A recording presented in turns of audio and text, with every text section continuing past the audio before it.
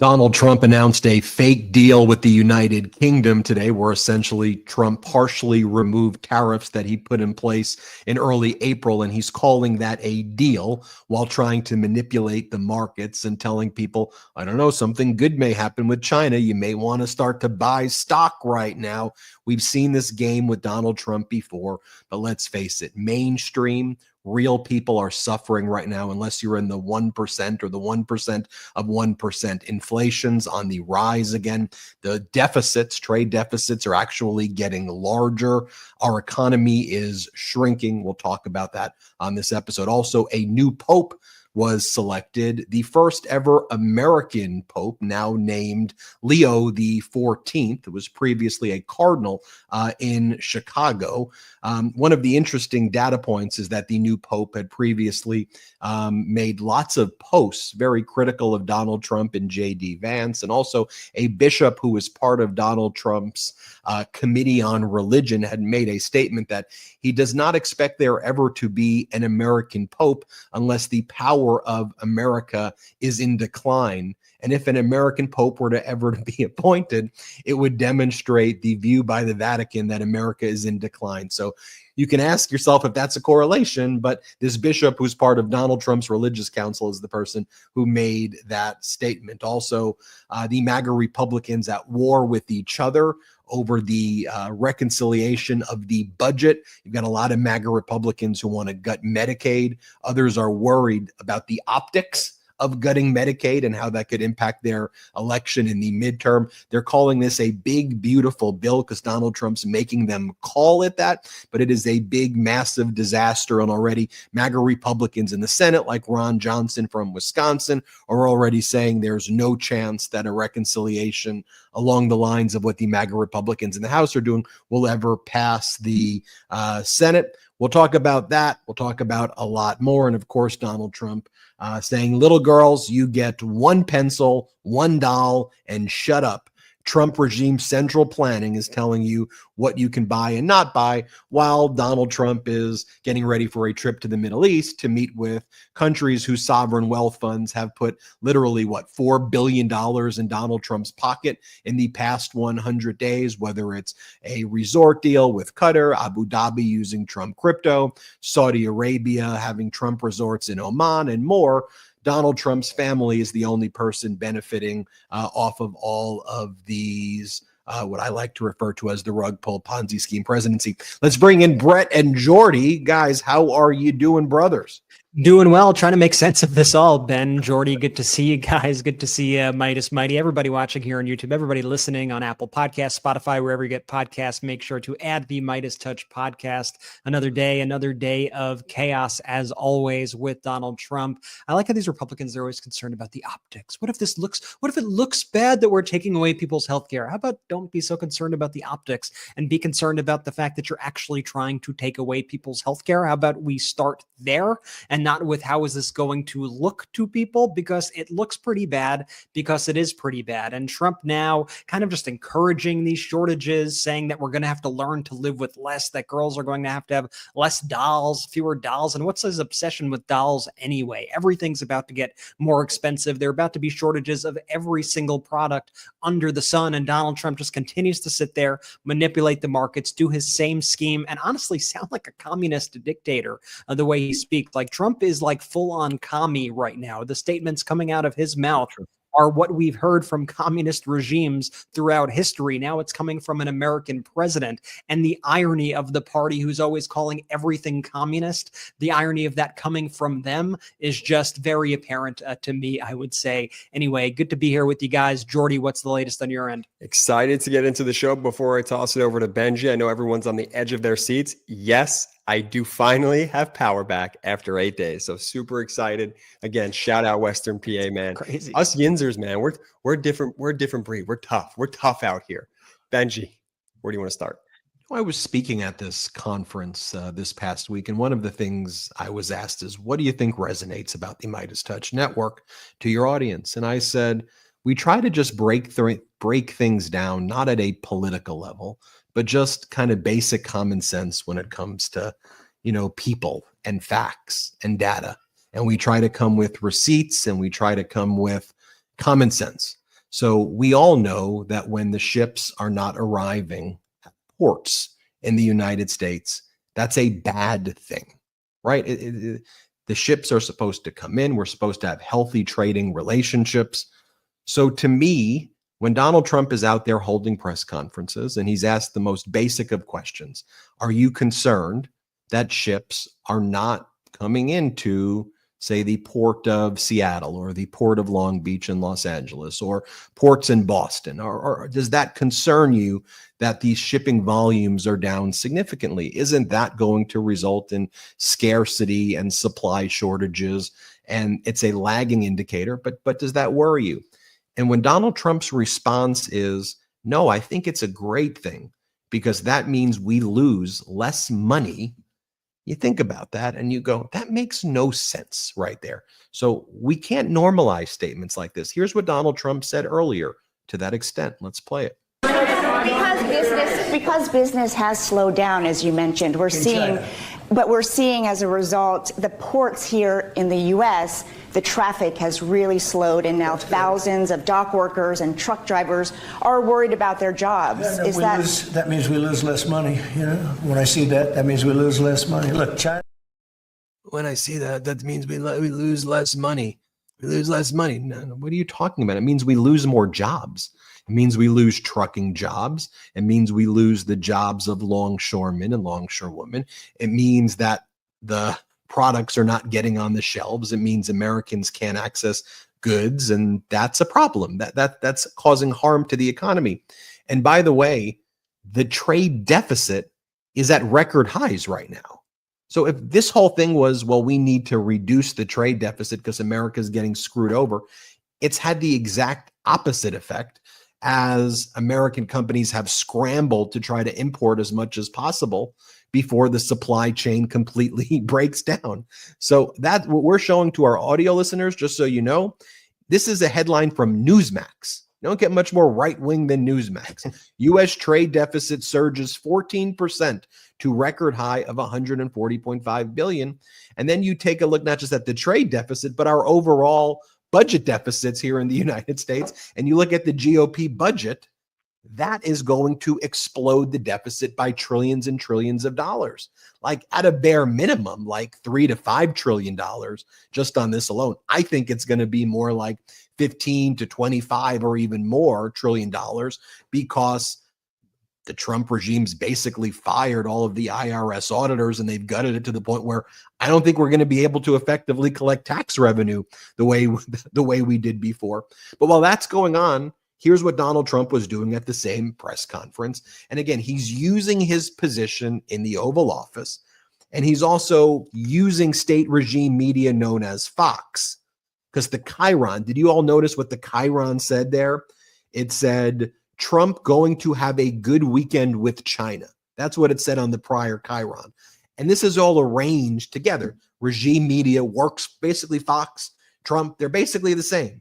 Right? Jeanine Pirro, for example, from Fox, she's being looked at right now to be the next United States attorney from Washington, D.C. after the Trump regime dropped that Ed Martin guy after at least one MAGA Republican, Tom Tillis from North Carolina, said they wouldn't approve Ed Martin because he supported January 6th insurrectionists too much.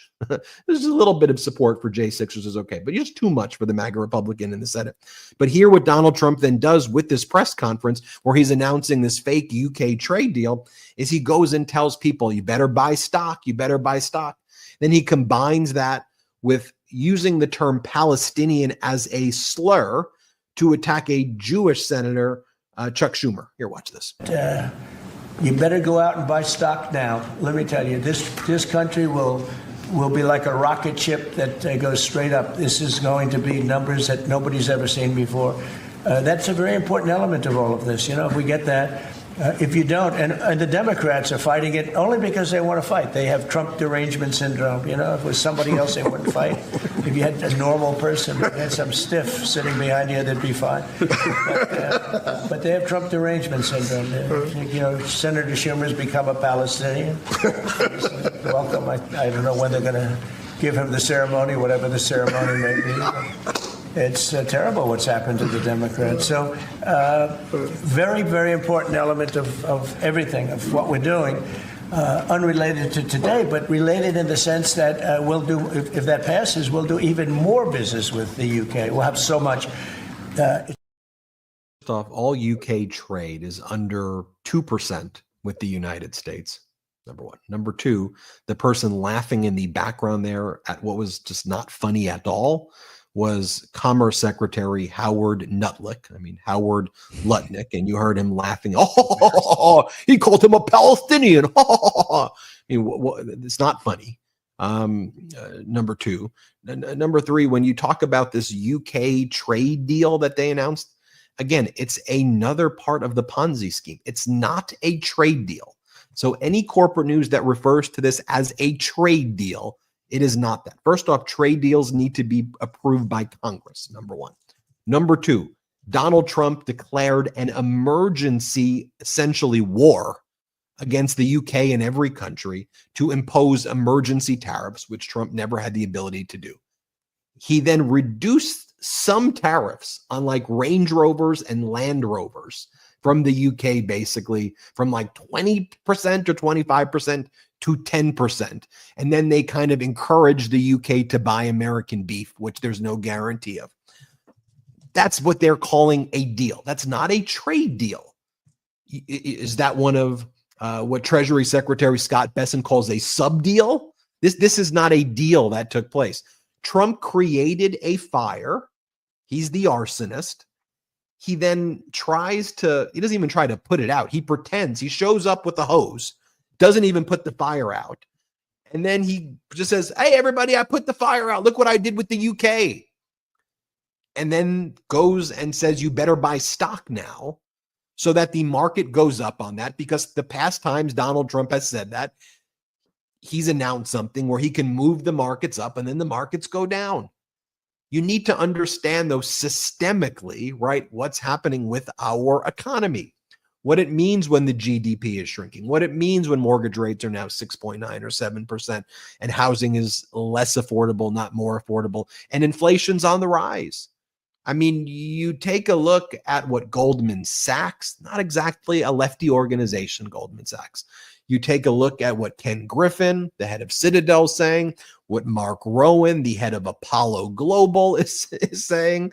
You take a look at these, Republican donors and Republican business leaders. They're saying that Trump has destroyed the brand of America. Basically, the value of the dollar has essentially been irreparably tainted.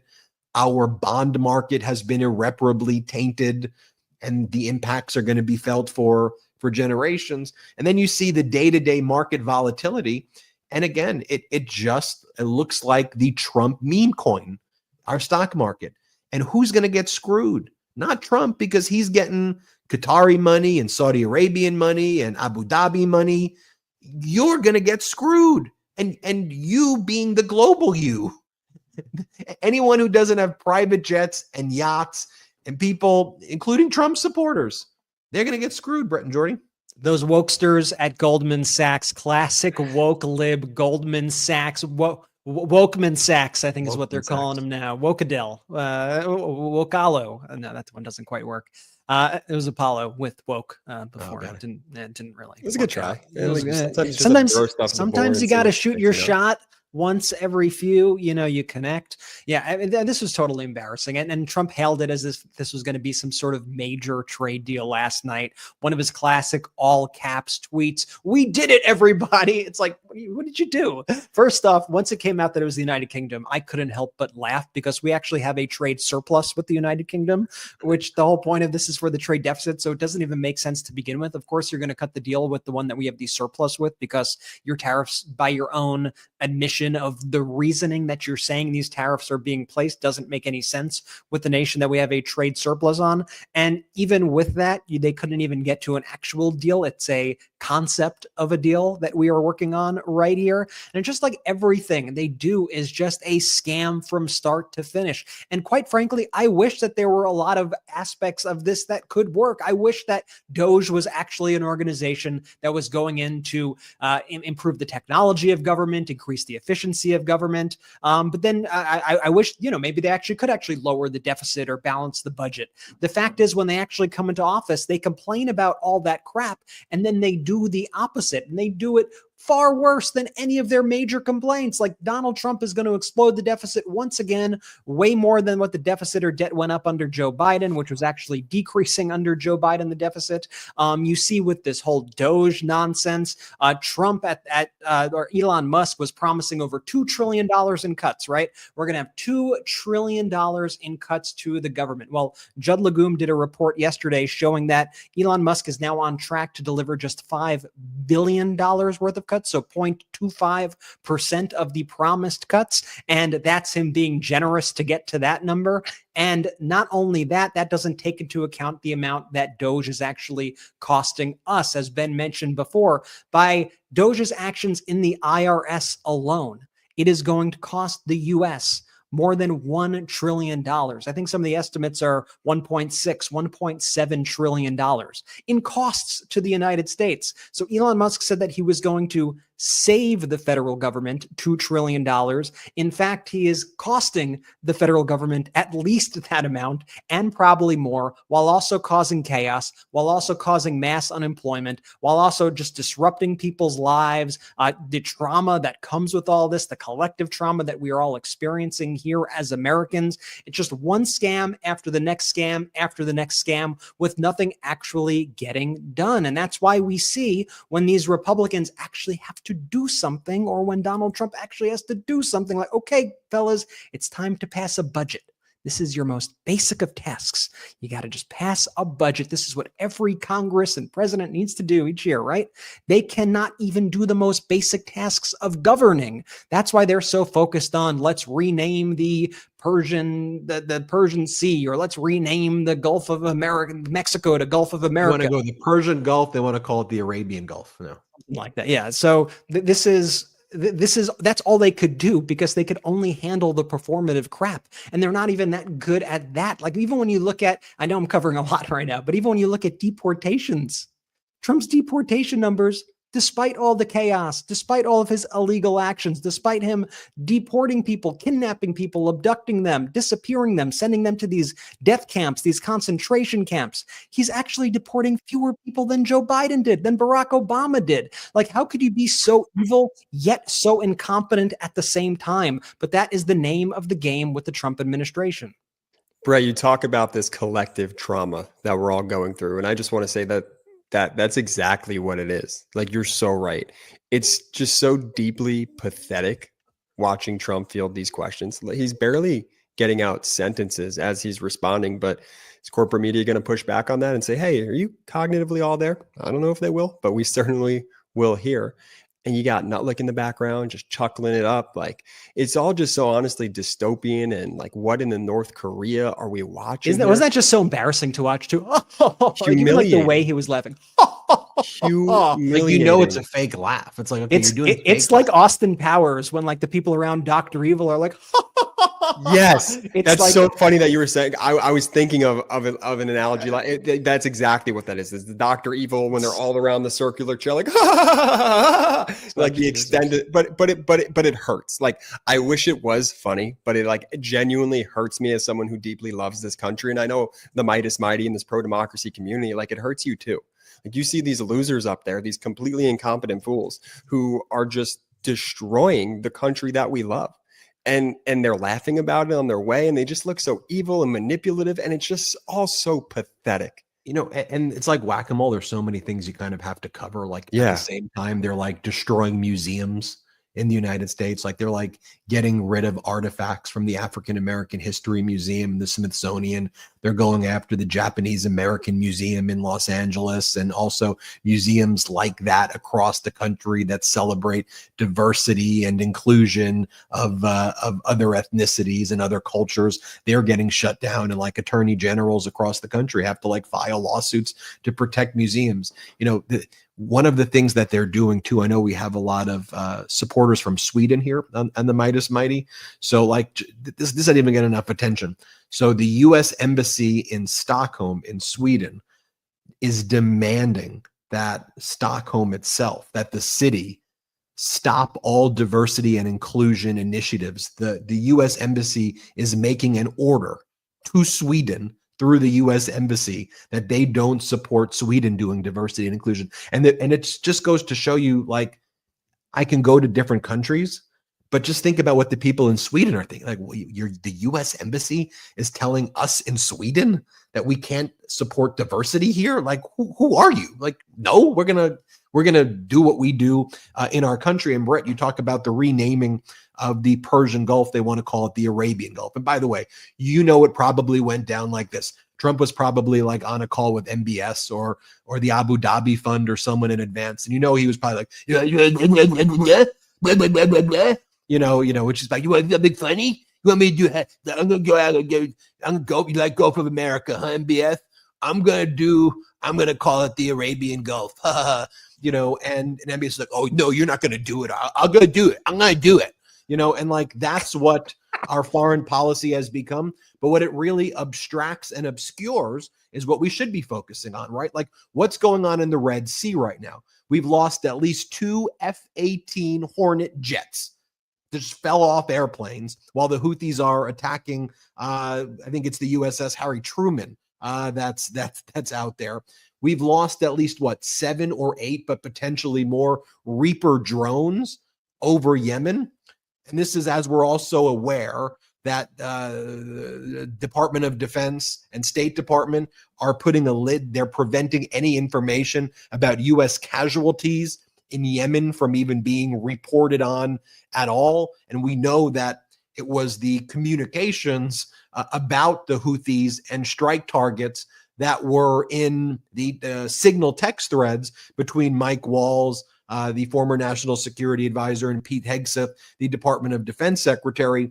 And so do we have any trust or faith that the Trump regime is not covering up what the hell is going on? Like, why are we losing a combined $500 million to maybe $1 billion in military equipment in the past 100 days? Could you imagine if former President Biden lost nearly $1 billion in military equipment in just the Red Sea, and there's no explanation really for it? Oh, then the plane just fell off the ship.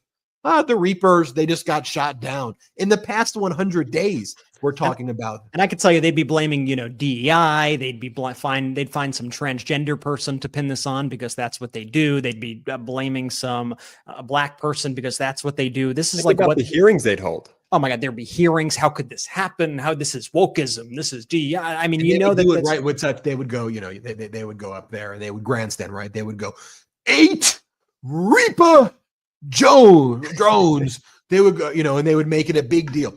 This is treason. And they would say it just like, right. And then that would be on Fox, treason, impeachment. And by the way, 4 Americans died in Lithuania. Trump and the regime said nothing about it. 2 American soldiers died in the border of New Mexico.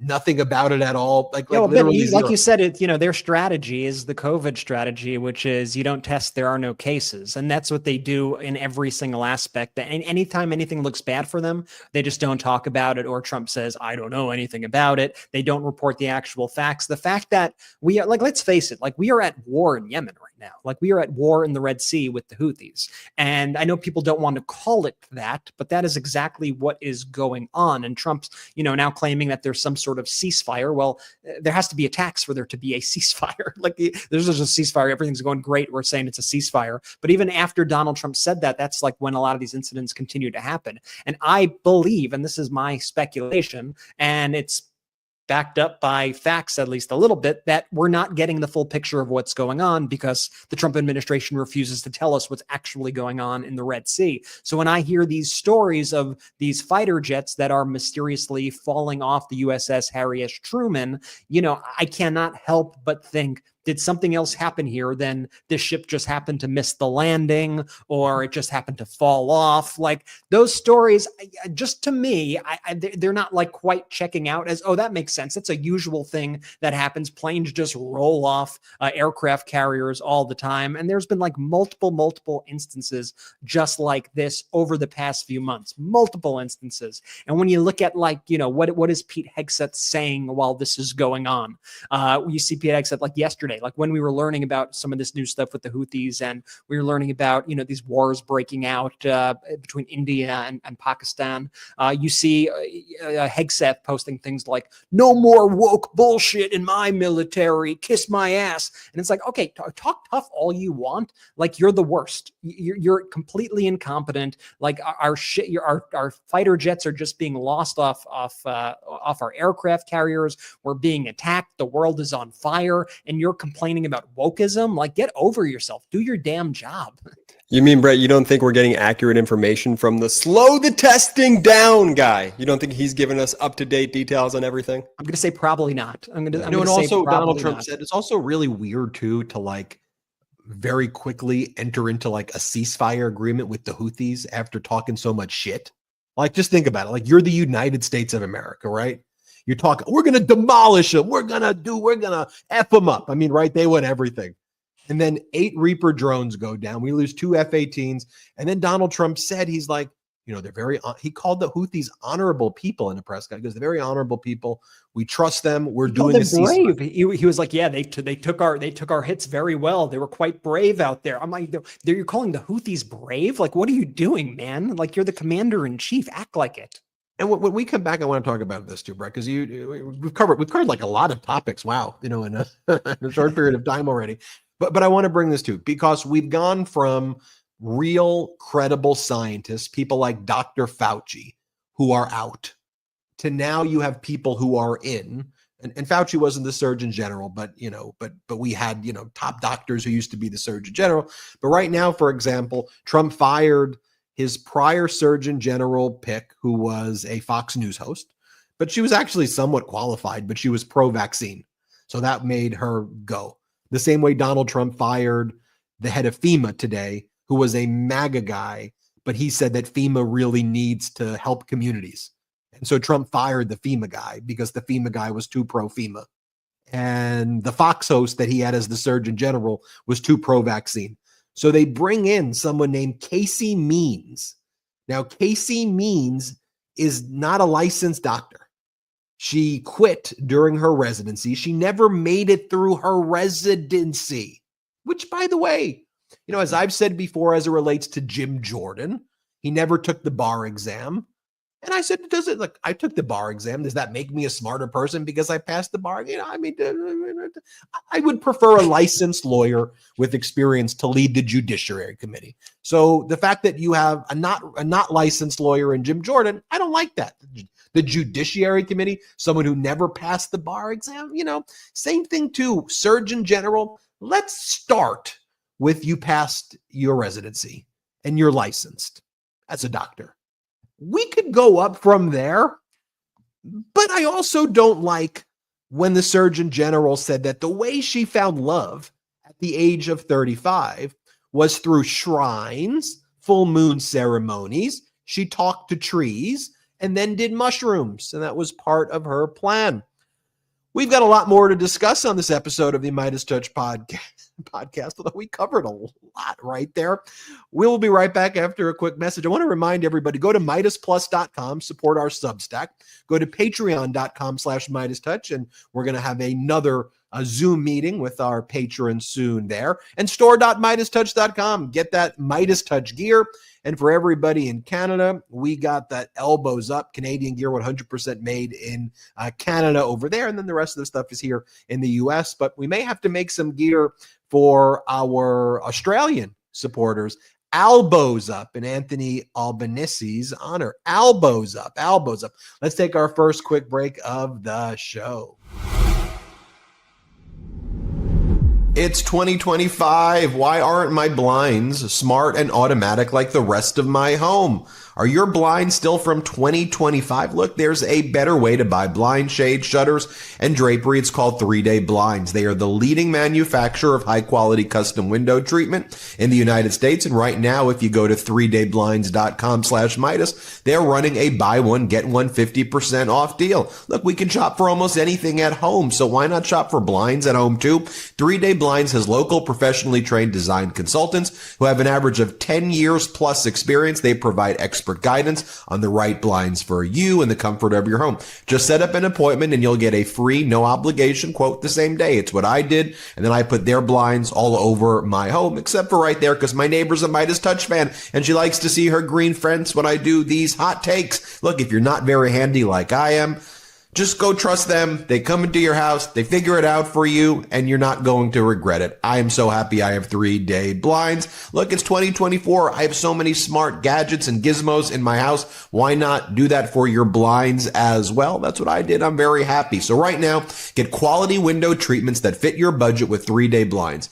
Head to 3dayblinds.com/Meidas for their buy one, get 50% off deal on custom blinds, shade, shutters, and drapery. For a free, no charge, no obligation consultation, just head to 3dayblinds.com/Meidas. One last time, that's buy one, get 50% off when you head to the number 3 blinds.com/Meidas. And spell Meidas right, Meidas. Thank you. This episode of the MeidasTouch Podcast is brought to you by Graza. And yes, it's my new favorite olive oil. It's fresh, never blended, and comes from a single type of olive, the Pascual, straight out of high-end Spain, where over half the world's olive oil is made.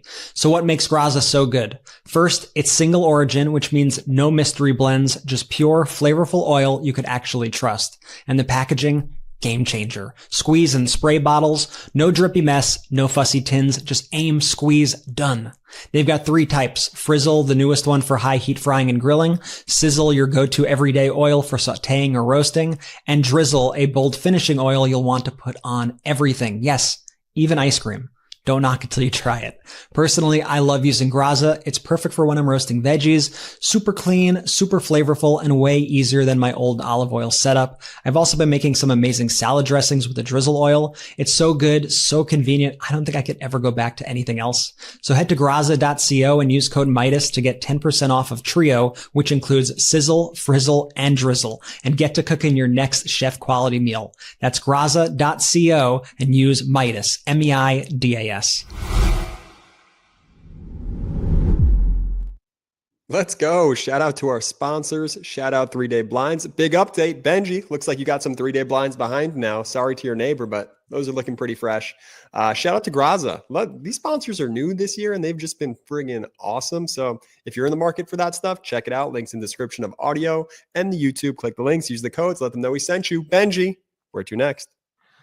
You know, like Treasury Secretary Scott Besson's a guy who came from Wall Street, right? He knows what a tariff is. He knows that tariffs are bad.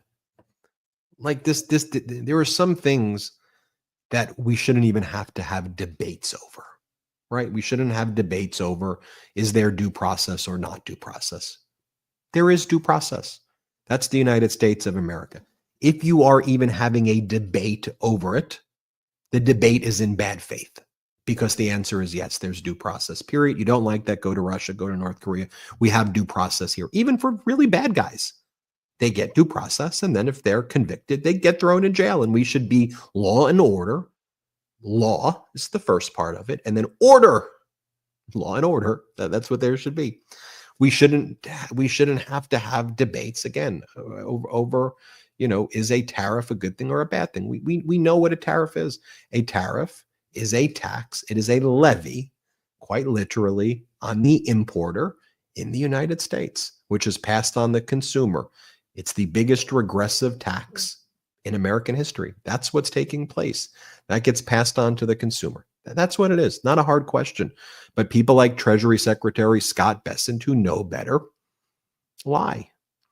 And the problem is it's this whole COVID mentality of like a miracle, it's all going to go away. It's not happening. 7 cases are going to go to 0 cases, while a gathering storm is happening, while the shores are moving back and the tsunami wave is coming. We see it. And all that's happening in the interim is market manipulation, which sucks because that's helping regular folk, which is why there shouldn't be a Democrat or a Republican issue. We see what's happening at the ports. We know what's happening. I don't think we need to play the clip, but the guy who runs the port of Seattle saying he doesn't see ships. The guy who runs the port of Long Beach, which is in Los Angeles, I don't see ships, less ships. We're going to run out of supplies. They're telling us this. And Scott Besson is lying. Here was his testimony. Here's Treasury Secretary Scott Besson being asked a very simple question by a Democratic Congress member: who pays the tariff? You don't get much more basic than that. Here, play this clip. Who pays tariffs, Mr. Secretary?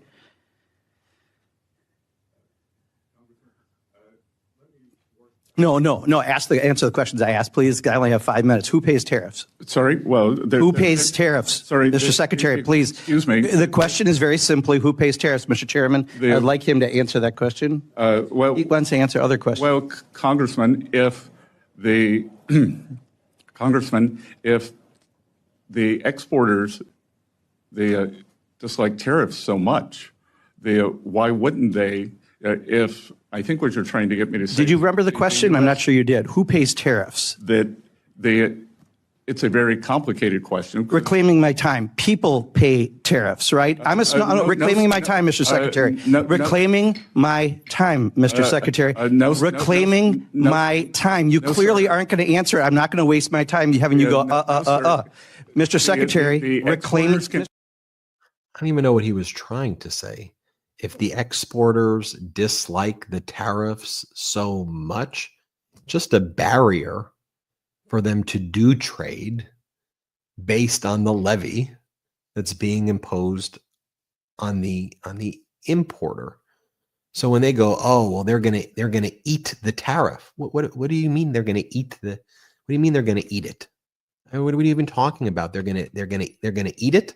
No, it's gonna happen what happened in China, where there's now basically a trade embargo. No one's eating it. What are they talking about? I don't even know what eating it means, honestly. And I guess if we really want to dig into this stupidity, and I don't know why I'm bothering, I guess the company can eat it and then pay the consumer to buy their product. I guess if there's 145% tariff, I think it doesn't make any sense. They just say words. They just say phrases. You don't have the cards, Zelensky. You don't have the cards. Fold. He had to fold. He didn't have the cards. They're going to eat it. They're going to eat the tariffs. They just say shit, and their words don't have any meaning. In that case, wouldn't the importer be the one eating it if they didn't pass it on to the consumer? Yeah. And by eating it, you mean the exporter would need to make their prices lower. So when you still add the tariff to the lower priced good, it technically evens out to what it was, but then you still have the tariff. And a lot of these tariffs are like the China tariffs over 100%. It's like 145%. So it's not even a possible thing. One of the things that we've seen also is that, and remember, when it's a China tariff, that's like been saying a tariff on the imports coming from China that's being paid by American businesses. That's America paying more. That's the American consumer paying more. And it's pretty obvious why Scott Besson didn't want to answer that, because he would be directly contradicting Donald Trump, who continues to lie about what a tariff even is, or maybe he honestly doesn't even know what it is, because when we watched that ABC interview the other day, it showed that his mental capacities were at rock bottom. And so perhaps Donald Trump doesn't even know what this is. Who knows? But Scott Besson definitely knows what this is. And he's just trying to protect Donald Trump here by continuing to lie to the American people about what's going on. I think one of the interesting things that I've seen, I'm not sure if you guys have seen this, but on social media, a lot of companies now are posting their tariff bills. And a lot of these people are small business owners who supported Trump. And I think it's actually a really interesting trend that we are seeing, whether it's on Blue Sky or Twitter, on Facebook or whatever, people posting like their statements from DHL that says, in order for you to take this package, you not only have to pay the price of the goods, but you also owe, and its prices are exorbitant. Like for, goods that don't even cost that much. They're paying thousands, tens of thousands, hundreds of thousands of dollars that they now have to pay. And so when Donald Trump says we're getting rich, maybe he's just speaking about himself, because the people who are actually paying those fees are American businesses and the American people. Now, most employment in America actually comes from small and medium-sized businesses, right? The big corporations are out there lobbying for their exemptions, but the small and medium-sized businesses are getting absolutely screwed. And so when Besson or Lutnick say, well, look, I've spoken to a lot of corporations and they've already built up the inventory to be ready for this situation, small and medium-sized businesses are not.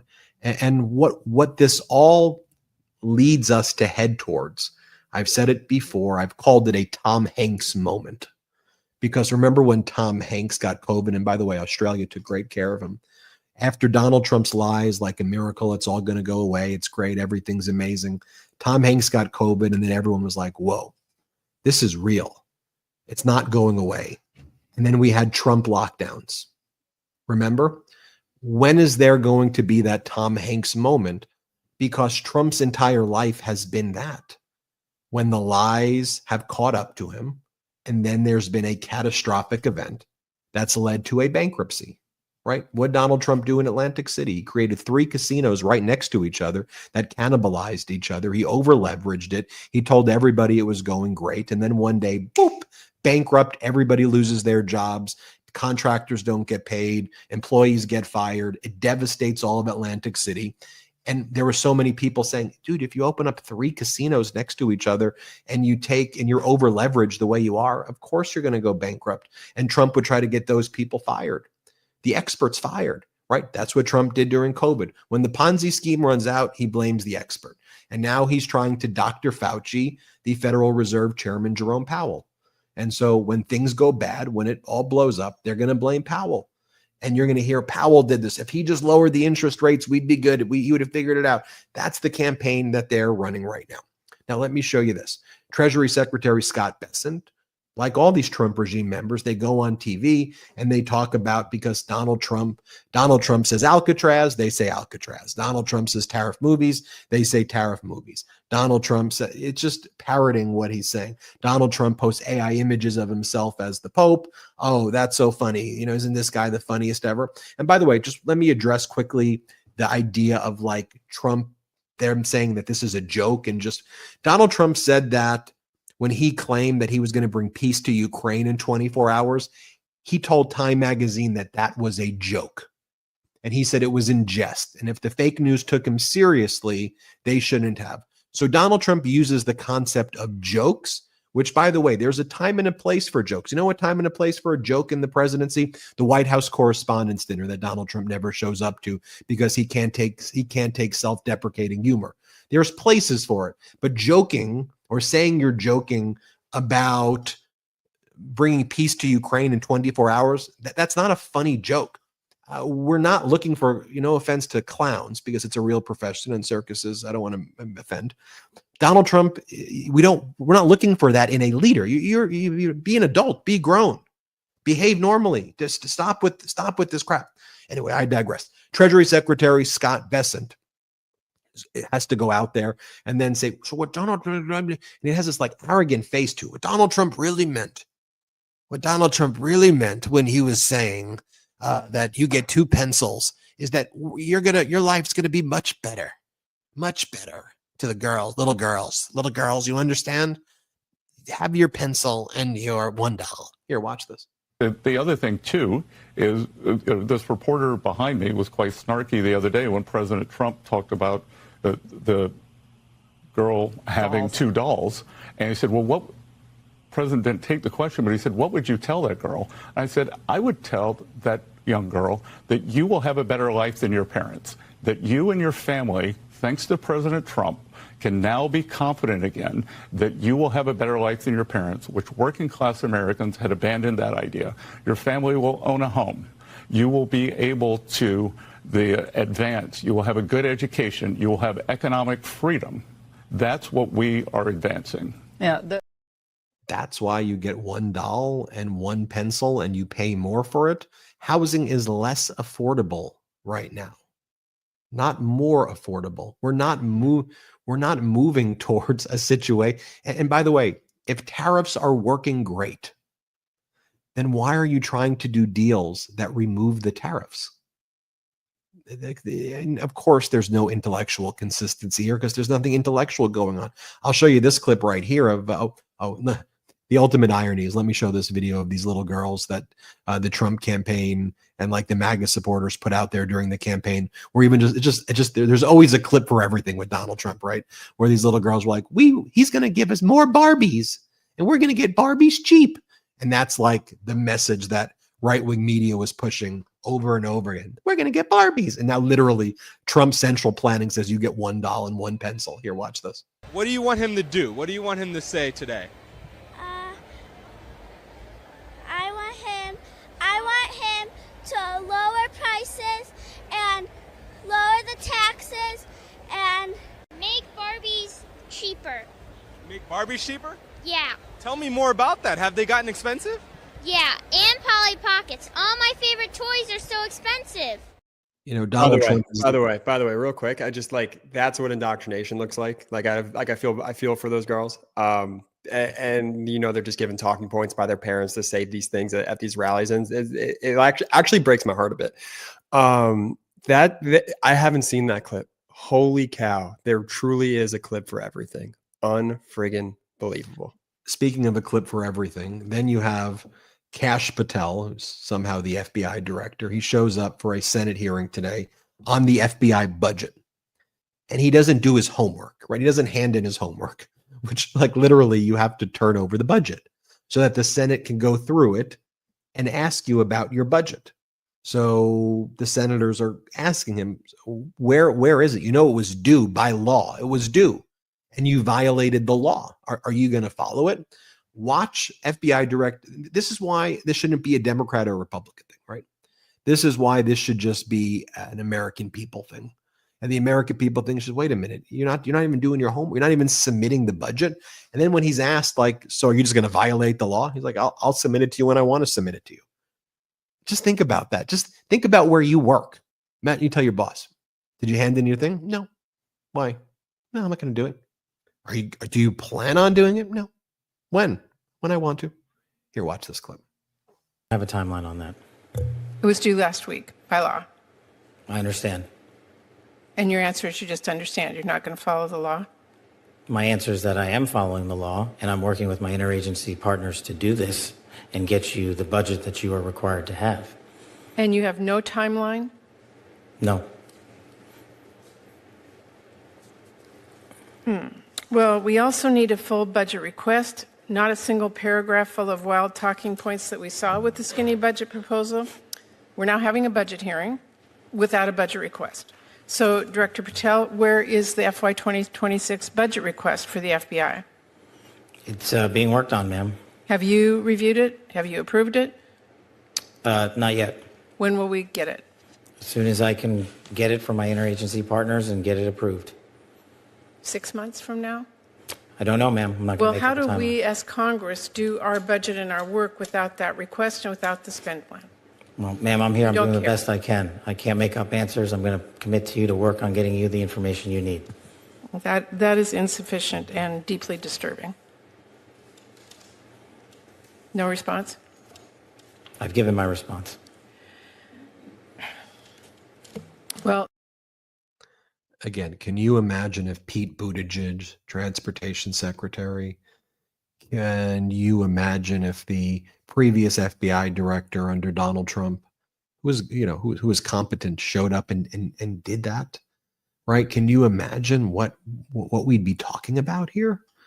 And again, what the hell is that? This is where, again, I don't care what political party you're from. You watch that and you think about, wait, these are the people who are making economic decisions. These are the people who are making decisions over war and peace. These people have access to military. These people are idiots, and they're dangerous, and they're lazy, and it's not a political thing. And they're just there to dismantle. They're not there to be efficient. If you want to be efficient, Department of Government efficient, maybe efficient is submit the budget. It's the first part of efficiency. We've got a lot more to discuss. I want to talk about Cardinal Robert Prevost becoming Pope Leo XIV and his posts, and MAGA freaking out after they've looked at his social media posts. They didn't seem to like that at all. I'll talk about the big, beautiful disaster that is the MAGA Republican budget bill. Reminder, everybody, go to store.MeidasTouch.com. During the last break, there was a lot of people at store.MeidasTouch.com. I guess everybody's gearing up for the summer gear. Go to store.MeidasTouch.com. Also, MeidasPlus.com, the fastest growing Substack in these United States and the world. Subscribe to MeidasPlus.com. We'll be right back after our last quick break. Long work weeks and busy weekends can leave you feeling and looking depleted. Prolon's 5-day fasting mimicking diet works at the cellular level to rejuvenate you from the inside out, providing real results. And now they're upping their game with the new Next Gen 5-day program, delivering the same science-backed benefits in a cleaner, more convenient, and more flavorful format. Prolon is a plant-based nutrition program featuring soups, snacks, and beverages designed to nourish the body while keeping it in a fasting state, triggering cellular rejuvenation and renewal. NextGen builds on the original Prolon with 100% organic soups and teas, a richer taste, and ready-to-eat meals. Developed over decades at USC's Longevity Institute and backed by top US medical centers, Prolon has been shown to support biological age reduction, metabolic health, skin appearance, fat loss, and energy.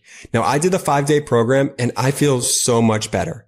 Now, I can't wait to experience Prolon Next Gen and continue to see results. For a limited time, you can be first in line to experience the new Next Gen at special savings. Prolon is offering the MeidasTouch Podcast listeners 15% off site-wide, plus a $40 bonus gift when you subscribe to their 5-day program. Just visit prolonlife.com/Meidas.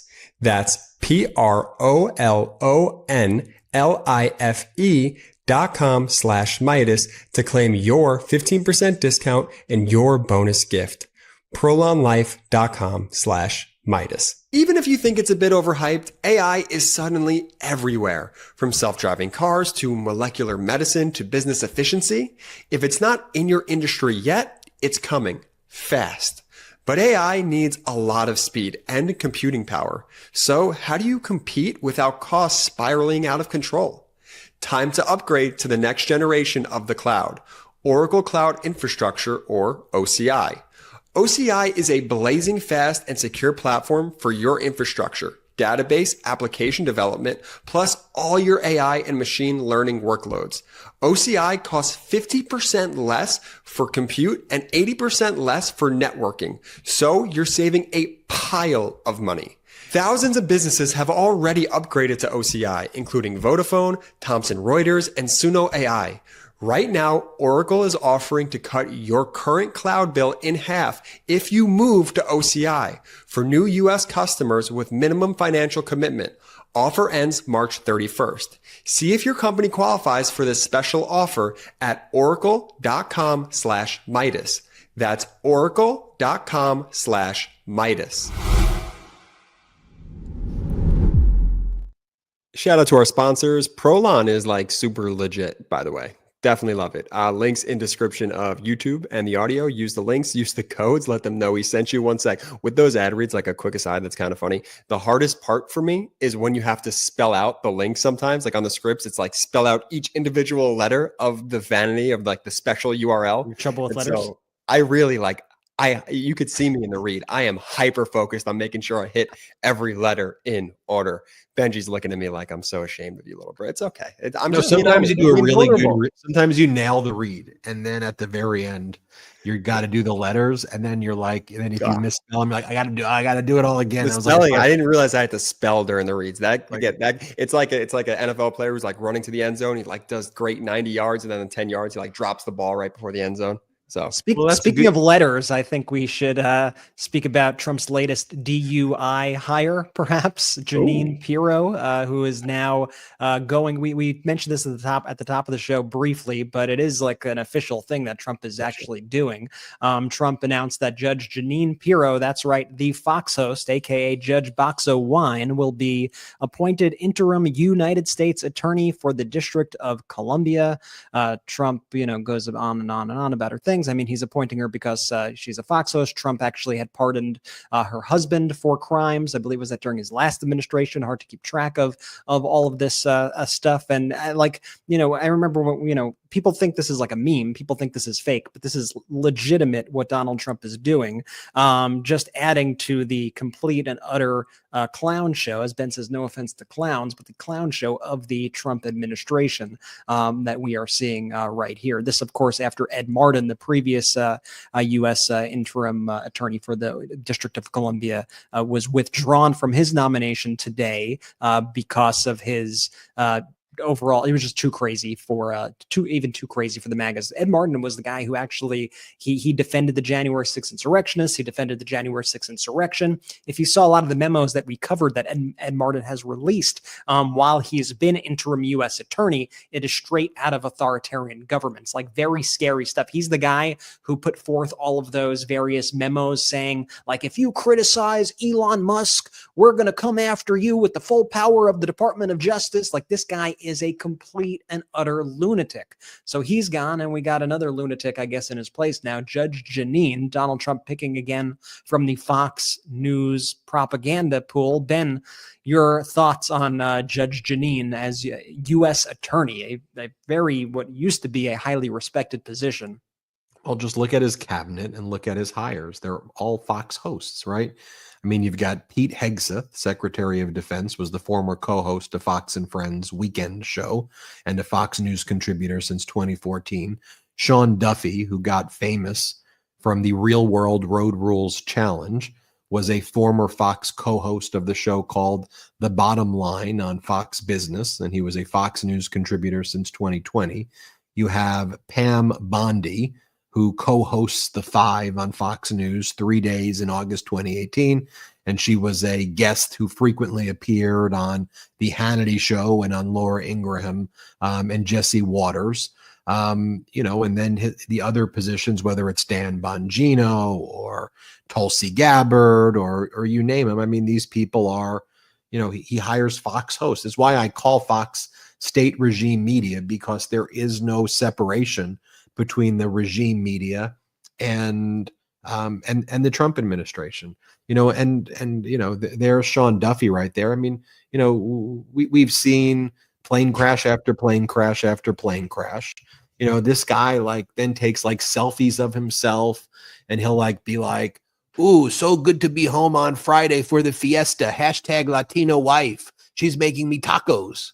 And by the way, Sean Duffy's wife, I'm not making up, word for word a tweet that he sends, # Latina wife. And then Sean Duffy's wife is currently a host on the Fox morning show right now. Lara Trump has her show on Fox. It's just a bunch of Fox hosts, and it's a bunch of people who cosplay, and they dress up like it's Halloween, or I guess for Duffy, Dia de los Muertes. And they're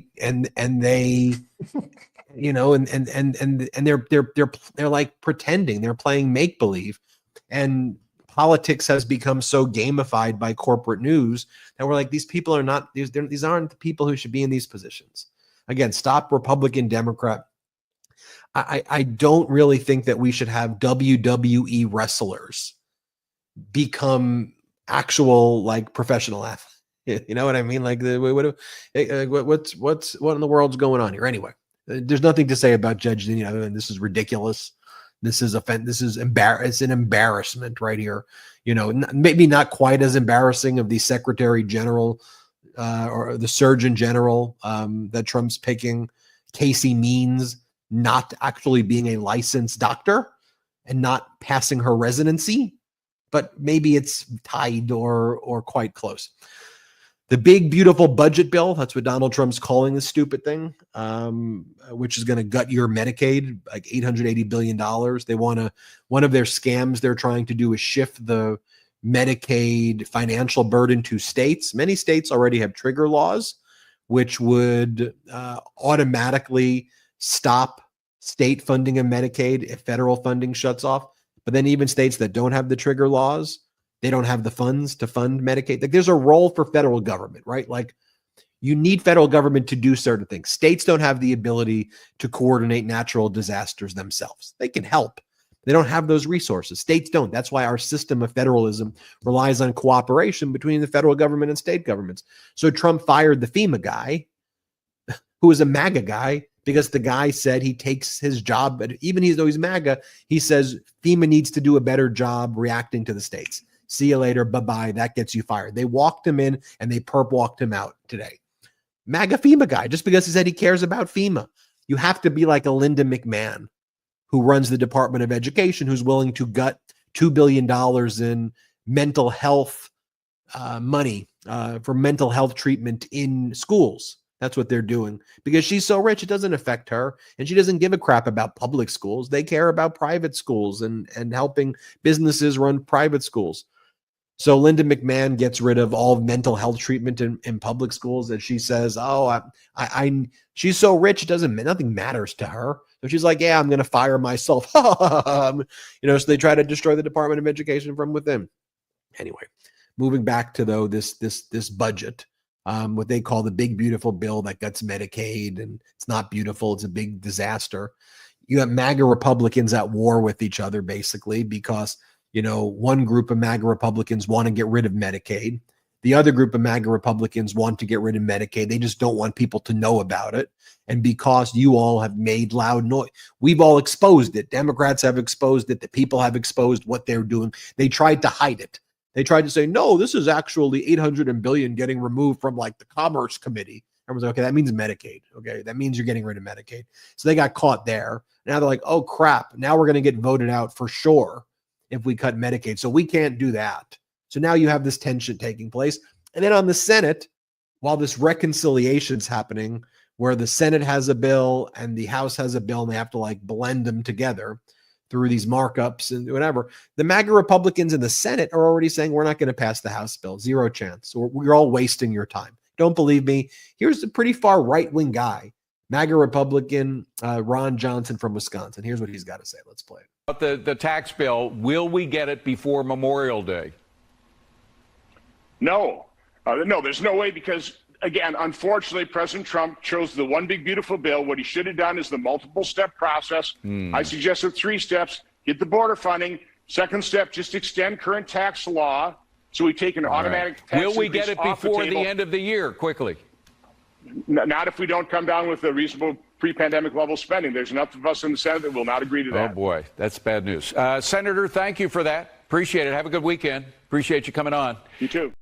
And again, this is like, don't look up, right? Like, we know what's going to, you don't believe him there. He said it again today. Here, let me show you him saying again today. Here, play this clip.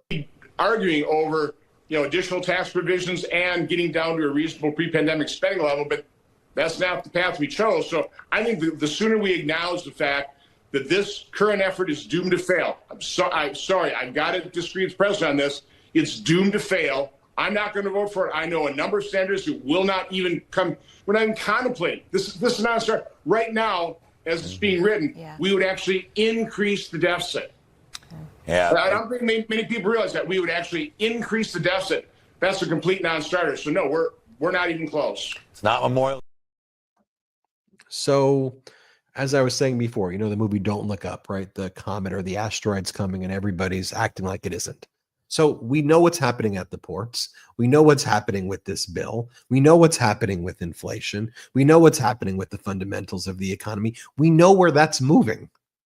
So, as I said, this Tom Hanks moment where it's like, that should never happen. Leadership should avoid that from happening. That may mean when you're a leader, you have to be honest. You have to confront the situation. You have to explain things. You have to let people know. You have to alter your strategies if they're not working. But Donald Trump's like a miracle. It's all going to go away. It's not what you're happening. Tariffs are the greatest thing ever. Things are amazing. Gas is $1.89 when it's not. Eggs are down 87% when it's not. We've solved inflation. Inflation's up. That's just not how you run things. And I just want us to use our logic and our basic humanity, and common sense to say, we know where this is headed. We know where this is headed. Brett, I want you to talk about the Pope if you can, because that was an interesting pick today when we found out, right, that it was going to be an American Pope, and so there was a lot of people wondering, who is Cardinal Robert Prevost, right? He's someone who spent most of his time in Peru, but he is American, who was in Chicago for quite some time. We saw this from the guy who sits on the White House's Commission on Religious Liberty, someone named Bishop Robert Barron. And he said, until America goes into political decline, there won't be an American Pope. He was citing a Cardinal George of Chicago. He goes, because the Vatican doesn't want America to have a Pope while it's running the world politically, culturally, and economically. They don't want America running the world religiously. But one of the signs of America declined by the Vatican would be to pick an American Pope. And so it seems that the Vatican was actually sending a message here as well to the United States. All right, we'll give you your Pope now, because he wasn't the front runner, and by the way, this guy's, by all accounts, this Pope seems like, he's going to facilitate some of the good stuff that Pope Francis did, but he wasn't the easy pick. But then when you explain it like that, you're like, oh, and MAGA's freaking out, Brett. Yeah, MAGA's losing it. I mean, just to kind of, get back to the beginning here, just the basic facts. This morning, I think we all saw the white smoke emanating from the Sistine Chapel chimney. That signifies that a new pope has indeed been elected in conclave. By the way, the timing of that movie, I mean, my God, did they get lucky? But we saw yesterday there was the black smoke, which meant that, that there was no pope elected. And some people thought that this was going to take quite a bit. And then I think everybody was shocked when all of a sudden the white smoke was coming up today. And we then learned about an hour or so later that the person who was selected is Cardinal Robert Francis Prevost. He is from Chicago, of all places, the first pope from the United States in history, the 267th Pope. He has now taken the name, the popes take other names. He's taken the name of Pope Leo the 14th. And immediately, our researchers started looking him up and found his Twitter account right away. He tweets, and not that much, but when he does tweet, he's quite intentional about it.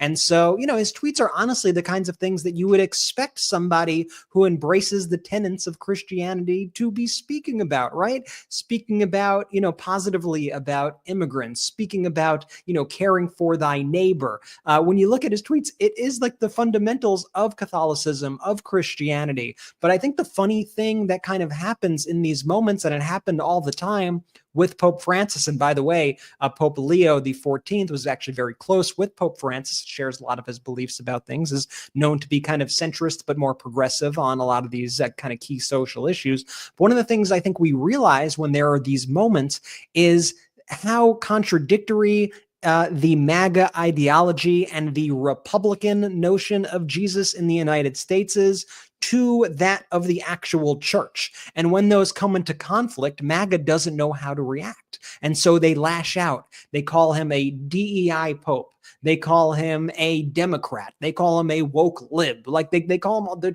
they try to just throw all these words out here to try to smear the person who is simply just speaking about the tenets of his religion, and somebody who hasn't even said much, even in English at all, I don't think at this point, about his papacy. And so when you look at his old tweets, I think they're very revealing about who he is as an individual. And this is one of the reasons why MAGA is so furious right now, because you look at his tweets, you see some of the ones right here. Recently, this is in February 2025, he wrote on Twitter, Pope Francis's letter, J.D. Vance, and what the gospel asks of us all on immigration. One of the other tweets he posted around then was, J.D. Vance is wrong. Jesus does not ask us to rank our love for others.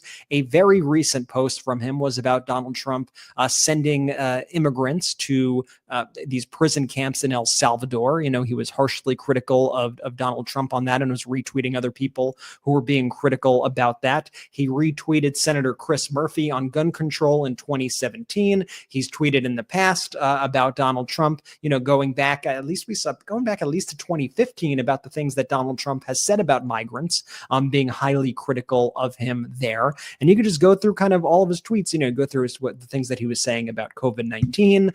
You see November 2015, sign the Catholic climate petition. So, you have all these things that are happening. And so you have the typical MAGA folks, the MAGA propagandists, once again lashing out because the concept of faith and their ideology, where their religion, let's face it, is MAGA. Their religion is Donald Trump. That is their God. And so when anybody, especially in a role like this, goes against their God, they don't know how to react. And so we saw just all these deranged posts. Laura Loomer called him a woke Marxist pope. She was like leading the charge against the new pope. We saw this guy, Joey Manarino, saying Pope Leo XIV is not an American. He's a Democrat. Just read his Twitter feed. That's very revealing also about the way that they view Democrats in this country. One of the comments to that person said, another MAGA wrote, "This bolstered the New World Order fight against Donald Trump and the American people, feeling discouraged." I mean, these people this is like mental illness that we're seeing right here. Laura Loomer was just on a rampage today. She said, "This is the new Pope. His name is Robert Prevost. He's the first American Pope. He's anti-Trump, anti-MAGA, pro-open borders, and a total Marxist like Pope Francis. Catholics don't have anything good to look forward to. Just another Marxist puppet in the Vatican." Sean Davis, another one of these MAGAs, "The new Pope seems to be anti-Trump and pro-open borders." It's just so pathetic when you see this. Like every kind of moment, they just have to like view everything through the lens of, what does Donald Trump think about this? I must be loyal to my leader. I must be loyal to my God, Donald Trump. And it's just so incredibly embarrassing when you see it like that. This reaction was no different, but obviously a big day, for Catholics, a big day for the world out there, and a historic moment to have an American Pope. I think it's just a crazy thing. I mean, just think about Pope from Chicago who graduated from Villanova University. I mean, it's kind of wild, no? I know he spent 20 years, I think, in Peru, doing a lot of things in Peru. He speaks 8 languages, obviously a brilliant dude. I mean, what was this, the second day of them doing the voting, and he's in. There you have it. So wild. I don't know if this is going to come out correct, but it's just MAGA attacking the Pope. It's chef's kiss, just pure comedy. What timeline are we living in? These people are so sick. Please, MAGA, go touch some grass. Go outside, take a breather. You're attacking the Pope? It's utterly ridiculous. Jordy, think about how much they smeared former President Joe Biden. Right. And his religion. And he was a devout Catholic, a practicing Catholic, somebody who went to church every single week. Sunday he'd go and to how church. They hold up Donald Trump as this beacon of religiosity and piety when he represents quite literally every sin. Donald Trump. But you did nail it. The MAGA, their God is Donald Trump. And he is infallible to them. And so, that those two things are in contradiction, at the end of the day. And so, you see it play out. But that's why we always say here that this whole MAGA movement, it all kind of, the only way it can operate is when there are no facts, right? The only way it could operate is when they live in this alternate reality. So Ben, you were speaking before about, what a leader would do is tell the truth, right? What a leader would do is say, these are the things that are going to be happening. There are going to be these shortages. It is going to be difficult. Donald Trump, but I think what they learned I think they always learn the wrong lessons. They learned that you got to lie more. From COVID, they didn't learn that, we should have been more prepared for this disease. We should have been more open with the American people. We should have tested more people. No, if you ask these MAGA people right now, they double down on everything they did in COVID. They say that, we were actually right during COVID. Actually, COVID wasn't really that bad, even though millions of people died. It actually wasn't that bad. People, it was just, everyone just went crazy, and it was just like a little cold. And why did everybody freak out? And they refuse to ever step back for 1 second and say, you know what, maybe, just maybe it would have been better, if we actually acknowledge the reality of the situation, the gravity of the situation. They just know that if they continue to steamroll with their propaganda networks and their lies, and they just keep going, that they will ultimately be able to bring those MAGA diehards along with them on this fake reality journey that they have. That applies whether we're talking the Pope, it applies whether we're talking COVID, shortages, you name it. It's all propped up by this house of cards of lies. And again, if the tariffs are working so well against China right now, and we're crushing it, why are we rushing to try to make a deal? Like, why is Besson even talking to them? Isn't this winning? Right? I mean, isn't this what they say is great? I mean, what if tariffs were so great, why don't you do 500%? Why don't you do 1,000,000%? Right? Like, if that's the correlation, I mean, obviously because the tariffs aren't so great. And then let's just assume there's a pause on the tariffs with China, and that's viewed somehow as a deal and a win. Like, I just want everybody to think about like just the framework of the win for Trump. This is how much he's babied by corporate news, that it's viewed as a deal or a win when he slightly backpedals on a disastrous decision that he made. And whereas former President Biden has to be perfect with everything, and then even when he has 50 to 60% returns in the market, the 16.2 million jobs, 40,000 infrastructure projects, record low unemployment, energy independence, the most drilling ever while focusing on climate change, bringing the semiconductor industry here to the United States. Even when you do all of that, that's doing all of that's never strengthening NATO, 2 new nations joining NATO, countering Putin's aggression. Like, you can do all of that, but you're viewed negatively. And Donald Trump can do the most disastrous things for corporate news and then slightly unwind a disastrous thing that he did. And then that's viewed as like, oh, look, wow, he did a deal. He didn't do a deal. Stop it. He didn't do a deal with UK. With all of these 90, a trade deal takes 3.5 years to negotiate a comprehensive trade deal. So the fact that Donald Trump ripped up the USMCA, the United States, Mexico, Canada agreement, ripped up a deal he did with Japan, ripped up prior deals with the UK, ripped up a trading relationship with the European Union. I can go on and on and on. And then slightly adopts something that was part of a deal that was already in place. A deal that does not make. Okay, that's not called a deal. The problem is the incentive structure, though, I think that's in our media and in our financial system, which is completely backwards, which is when Donald Trump does backtrack on something a little bit after making everybody suffer, and then he cuts the tariffs from, okay, instead of 100%, it's 95%. When he does these little stupid moves, what happens? You get a quick stock market pump, right? You get the news making all these headlines that they made a deal. Like, that whole machine turns on. And what Trump, I think, is savvy enough to know through all of his batshit crazy moves is that he can manipulate the media easily. He can manipulate the stock market easily. He can manipulate all of his followers easily. All he has to do is do one little sort of thing and they go, oh my God, this is amazing. Oh my God. He didn't do anything. He's made things so much worse. Everything is still on. There is no deal. Let's get back to reality, folks. I know that's what we're trying to do here at the MeidasTouch Network. Ben, like you said at the Milken Institute in your speech, like, we just got to look at these things and go, like, what we're watching right now is nuts. This is crazy, and we can never accept what we are looking at as normal. So stop being gaslighted, whether it's by the media, whether it's by billionaires, Wall Street, tech bros, you name it. We all know what is going on.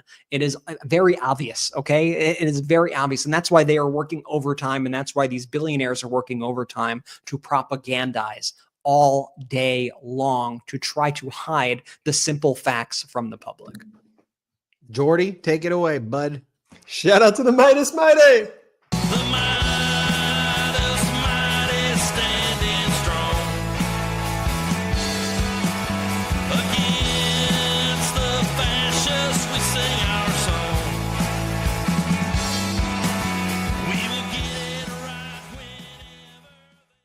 Can't get enough Meidas? Check out the Meidas Plus Substack for ad-free articles, reports, podcasts, daily recaps from Ron Filipkowski, and more. Sign up for free now at MeidasPlus.com.